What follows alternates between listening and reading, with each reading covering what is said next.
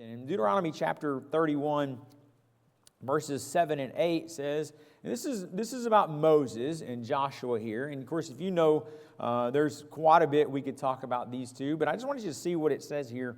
Moses called unto Joshua and said unto him, in the sight of all Israel, be strong and of a good courage. For thou must go with this people unto the land which the Lord hath sworn unto your fathers to give them, that thou shalt cause them to inherit it. And the Lord, verse 8, and the Lord, He it is that doth go before thee, and He will be with thee. He will not fail thee, neither forsake thee. Fear not, neither be dismayed. Now, if we think about what's really happening here, this is a culmination of years of investment into Joshua's life by Moses. And we could go back and we could look at these things. And again, you can go look back in Joshua chapter 17 where Joshua was in battles and all the things that has happened that led these. Remember, these guys are escaping Egypt, right? Going to the promised land that God showed them. And there were some difficult days. And but God was in the presence there. He stayed. Moses is telling Joshua, look, don't be afraid. Be strong and of good courage. Don't fear. Right? Go forward in these things. And he continued to stay in the presence of God. Look, Joshua watched Moses under pressure. And we understand that our children and those that have come behind us, we can tell them all the things we want them to know, but they're going to watch and see if we're doing the things that they're telling us to do. By the way, that's the hard part, right? I can tell you how to do it, but if I have to do it as well, there's a little more pressure, isn't it? Right? But you know, when we think about that, when we think about somebody who's left you a heritage and you look at the legacy that someone's left, it's just you see them lead or what they do under pressure. When the times get tough, the tough get going, maybe you would hear. But you know, the thing of it is that Moses didn't just teach Joshua what to do. He exposed him how to walk with God under real conditions. Life is messy. It's sometimes difficult. It doesn't go as we planned sometimes. You know, but there's an interesting thing here that maybe a principle that we don't always think about when Joshua is learning from Moses is that he didn't just give him the responsibility and say, good luck. He modeled it first. He exposed him to how it was supposed to be done. Again, Joshua didn't just start with leadership.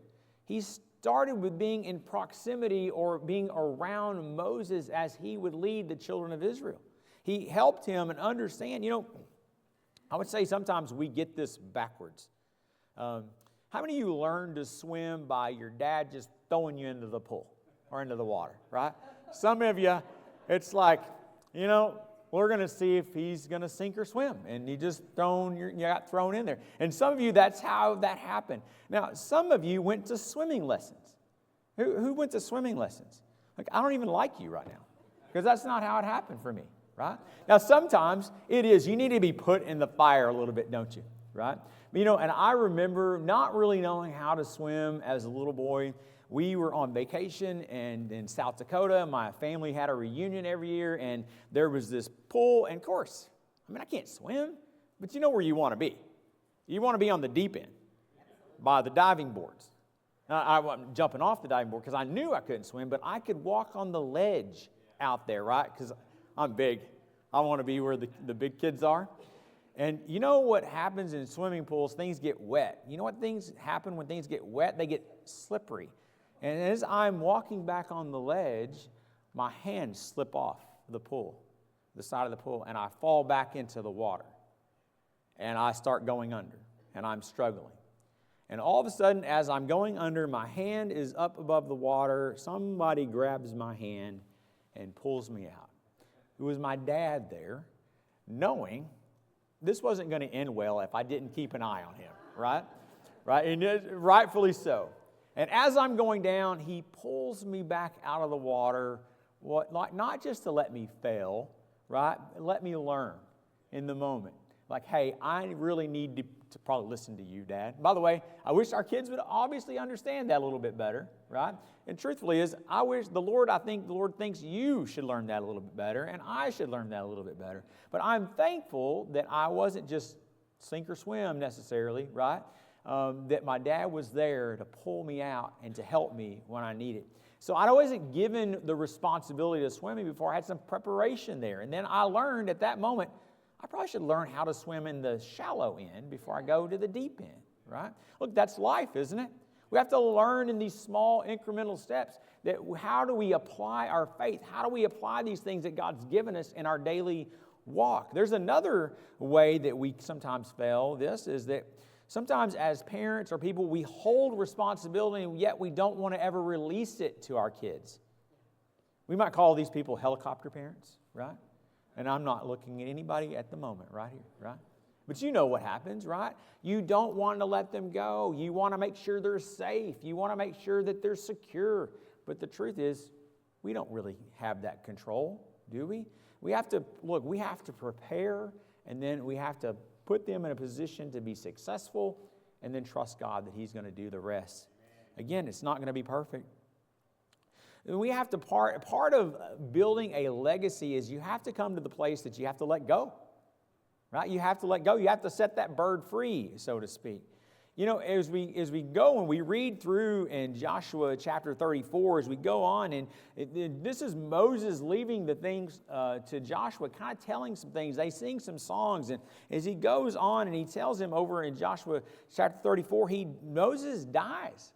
He's off the scene, and now it's Joshua's turn to go and step up. And again, look, I can't leave a legacy if I don't ever learn to release some control.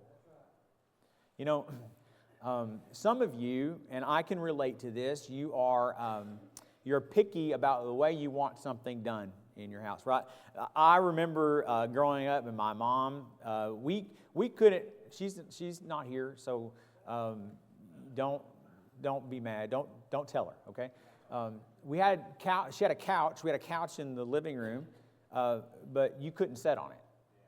And those that were my friends that came over, they would sit on the couch, and I'd be like, no, you can't sit there. Like, it's a couch. She didn't want it messed up. Like, she kept her house she mopped every day. I mean, and some of you are like this. Like, it was spotless all the time, and she had to do it a specific way. I would put something somewhere, and she's like, no, that's not how it goes. Do you know what I mean? And that's the way I grew up. You know, but I have to learn to allow somebody else to do something different than me, right? It needs to be them. It needs to be their thing. And I have to learn to kind of release some control. Look, who's going to learn, right, if you don't put them in a position to learn, right? Our kids do watch us. People watch us, how you respond in pressure. They watch how you respond in failure. And they watch how you respond in faith. And that's what's building a legacy, and that's what's leaving that heritage is meant to do. So not only are we going to have some intentional preparation there, but legacy is also built through some authentic faith. It's not just lip service, right? It's not just, I'd like to see this happen, or, bless God, He'll do these things. I think it's so amazing. Like when I think about I talk to people who started the school, like Miss Linda and her husband, and did some things and talked to them about all the work and things that they went in and all the stuff that happened. I think about the legacy that started this church, all the heritage we got from that, all the tough times that those people, we met in a pole barn, y'all, with like sawdust floors and no AC. Yeah, that's commitment. You know what I mean? If I said, hey, we're going to have a service today and not going to be any AC, you guys are like, I'm going to watch it online, right? This is what we would do, right? But it's built through authentic faith. And how do we get that? It's in 2 Timothy chapter 2, chapter 3, verse 15. And this is Paul. He's writing to Timothy here. In verse 15, it says, and from a child thou hast known the Holy Scriptures, which are able to make thee wise unto salvation through faith, which is in Jesus Christ. He's talking here that, look, that Timothy had received some things from his grandmother and his mother that were evident in his life now. You know what I mean? And it uses the word unfeigned. In other words, it means sincere or genuine, not to be pretended. It's not hypocritical. It was consistent. Did you hear me? I said it was consistent. It was visible. And it was real. You know, when I think about maybe some of the early church members or the early teachers and things that happened and those that worked in the school or the church, if you talk to them about some of the real struggles, maybe they gave out a sacrifice in some of these things, right? It wasn't out of abundance, but it was out of sacrifice. You see how God used those instances to build something and to build a people and to build faith. You know, when I'm dependent and life is real and I'm just staking one foot in front of another and trying to trust God for these things, then guess what happens? My faith is encouraged as God provides each step of the way. And people see that. Sometimes I think maybe we fail is because we don't give credit to God where it's needed. That we think, oh, we just look how hard we worked and what we did. No. God allowed us to do these things. He allowed you to have the things. He allowed you to be a part, to have your family to be where it is today. Faith is, you ever heard the phrase, it's caught, not taught? You know, those of you that love algebra, you can go and you can listen to algebra and you can get instruction. And there's one day that it just clicks. And you're like, well, I'm still waiting for that day. I don't know, maybe, right? But when you get it, you caught it. Does that make sense? And look, faith is caught before it's taught. And Paul says here in 2 Timothy 3:15, it says, and from a little child, right? Like this is a consistent thing. It's, look, knowledge alone didn't shape Timothy into the man that he was. It was the environment that he was in helped shape him. You know, if I'm sending mixed signals, if I'm saying one thing and we have something else, you're not going to have an effective outcome. Does that make sense? Look, the truth is, and it's a hard truth, right? Children especially, they're pretty good. They're pretty perceptive. They can detect hypocrisy. They can detect inconsistency in our life. They can detect if there's a double standard. And, you know, and if you had more than one kid, you had double standards. Because by the time I got to Gabe, I forgot what we did with the other ones. You know what I mean? Like, it's been some time. Like, we're not always consistent. By the way, I say often, the hardest thing for us to do as parents or teachers or anything else, or as a child of God, is to be consistent. Because I'm an inconsistent, sinful person, right? We live in an inconsistent, sinful, fallen world, right? But I want you to think about this. If you're here today and you talk faith, but you live selfishly, or maybe you demand obedience, but you show no humility or no subservient to your authority, or maybe you appear spiritual publicly, but not privately, what does that produce? It'll produce a legacy, all right, but not the one you want to leave. It generally produces rebellion. It generally produces rejection, right? And again, are we going to get it right every time? No, we're not. We're not. And that's why we have to come back and say, hey, you know what? I messed up on these things. I need to apologize to you. I've apologized to my kids, and because I've gotten it wrong many times. You know, but let's see which one works. Which one works here? Say you have a person that forces their kids to attend church, but is harsh or angry, or they're absent in the home, right? Another person, maybe they weren't perfect, but they prayed openly. Maybe they admitted when they were wrong. They tried to live consistently. Which children do you think are likely to follow Christ? Which children do you think that will have a heritage that they can pass on and leave as their legacy? Look, it wasn't flawless. It wasn't perfect, but it was real. The truth is, none of us, we have an idea about the way we want things to happen. You ever plan something that you think, man, you got to plan it out, and you just, in your mind, it is just perfect. Everything's going to go smoothly, and it doesn't ever happen that way, right? Guess what? That's life. By the way, God had a plan for you that He has it all mapped out for you, and He has a picture of like how He wants your life to go. And guess what? It's not going exactly how He wanted it to go.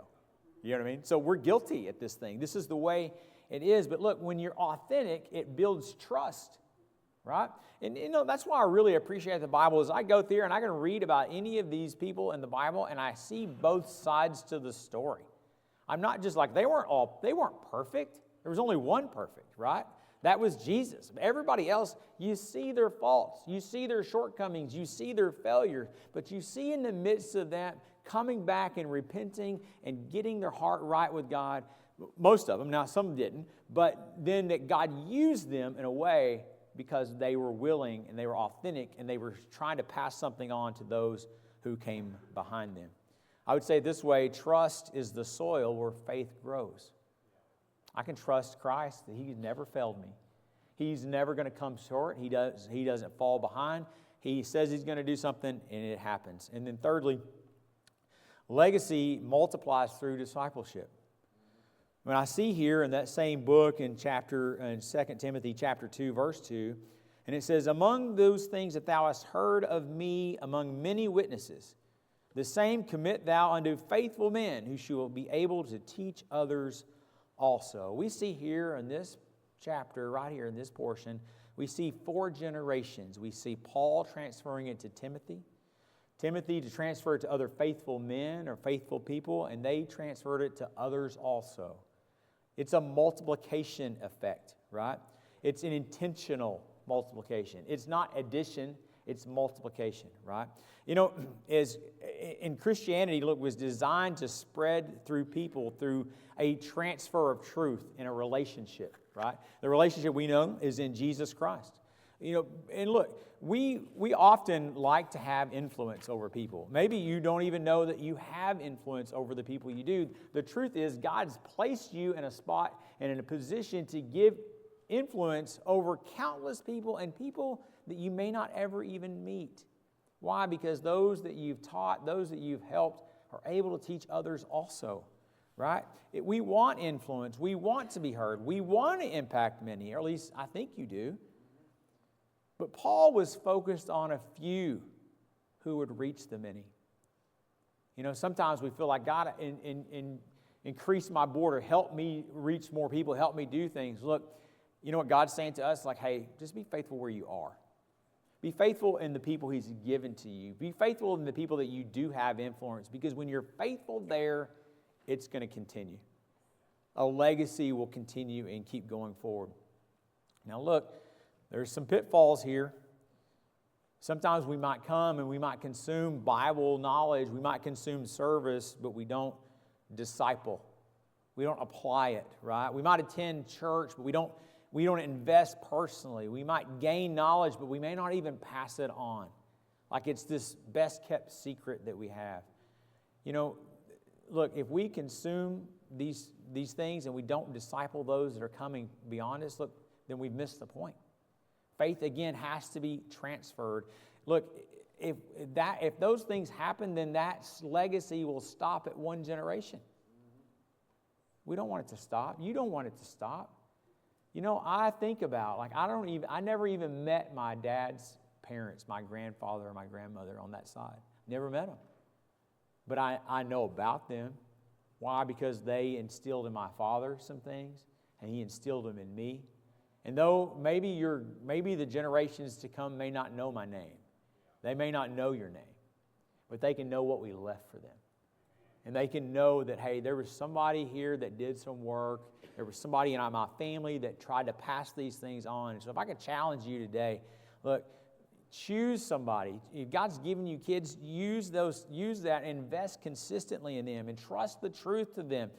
And then release them to repeat it. Teach them how. They're going to fall. They're going to make mistakes, but be there to pull them out of the water when they need help. Be there to help and push them forward. Look, don't let it be said that your faith stopped with you. Some of us have a great heritage that we came from. Maybe your family were all saved. They were Christians. Maybe you're a long generation in that. Some of you're the first generation with it. Either way, don't let it stop with you. You have to keep moving, keep pushing that on. I would say the school, we try to have a part in this legacy by preparing students for future responsibility, just as Moses did to Joshua. We want to help them understand that, look, we want to give a good education, but if we don't understand a biblical background and what Jesus has done and why that we're here, that doesn't really matter if we know all the math and Englishes and sciences and arts and we can do all these things. They have to have a full grasp and understanding of why we're doing it, not just what we're doing. I feel like the school also tries to reinforce authentic faith. As has already been said, we want to be daily examples. We want to do these things. As Lois and Eunice were examples to Timothy, we desire to be example for those. Again, are we going to get it right all the time? No, we're not. We're going to fall. We're going to fail. We're going to come short. We're also going to try to multiply influence.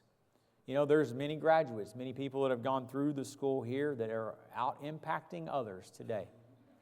Some are pastors, some are working. I know of a student that graduated here. He has a prison ministry. He's going to different prisons all over the United States. He was up in North Dakota a few weeks ago helping men there. And I'm hoping that, look, maybe we had a small part in that. Maybe we had a small part of encouraging those things. You know, but the truth is, a school, a church, a program can't replace what you as a family does.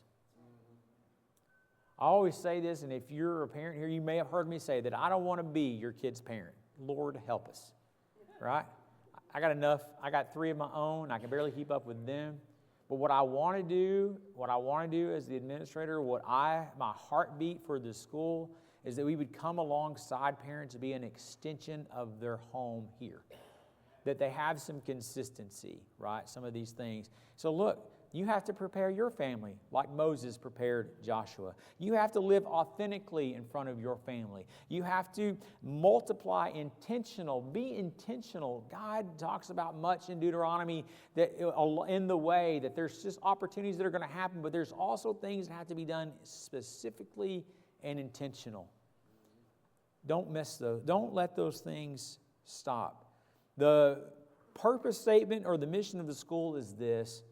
Maybe you could use this in your own family. It says, we exist to assist parents in equipping their children academically and spiritually to contend for the faith and engage culturally in a life of service for the Lord Jesus Christ.